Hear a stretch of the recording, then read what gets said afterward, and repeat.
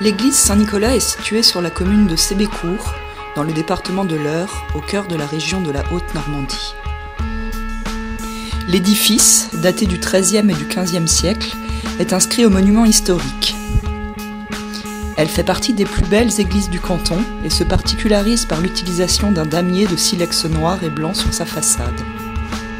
Le côté est de son muret d'enceinte, les tomettes intérieures ainsi que l'un de ses contreforts extérieurs ont fait l'objet de travaux en 2010 et 2011. Les travaux 2012 se sont déroulés sur 4 zones.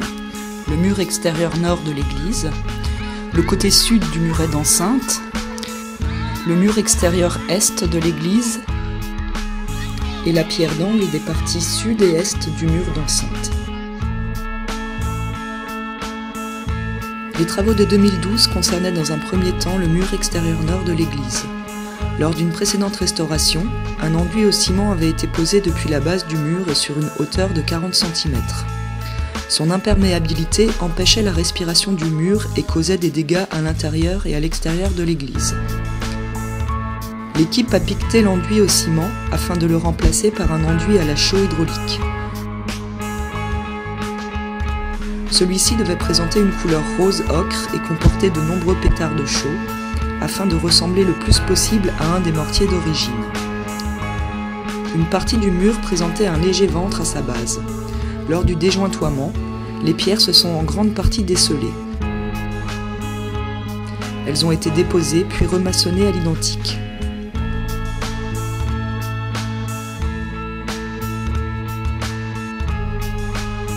Le côté sud du muret d'enceinte avait lui aussi été rejointé au ciment. Les bénévoles ont piqueté les joints avant de les rejointer à l'aide d'un mortier à la chaux hydraulique. Certaines assises ont été remaçonnées.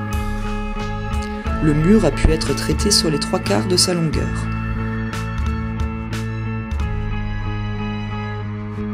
La façade est de l'église présente des marques de trous d'obus datés de la Seconde Guerre mondiale. L'eau stagne dans certaines cavités de 10 à 30 cm de large, pour 10 à 20 cm de profondeur, ce qui favorise l'érosion des pierres et l'élargissement des orifices.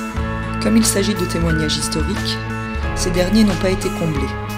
Le surcreusement de certains a seulement été comblé par une mince couche de mortier à la chaux hydraulique, afin de former une pente et de favoriser l'écoulement des eaux.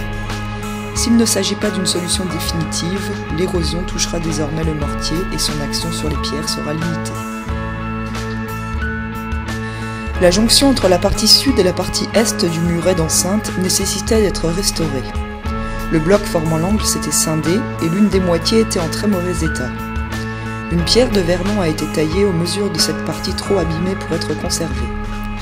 La partie en meilleur état a été déposée et reposée et la jonction maçonnée à l'aide de silex dans le prolongement du chaperon du muret. L'équipe était composée de 10 bénévoles, 4 garçons et 6 filles. Elle était encadrée par une directrice BAFD stagiaire et une animatrice BAFA stagiaire.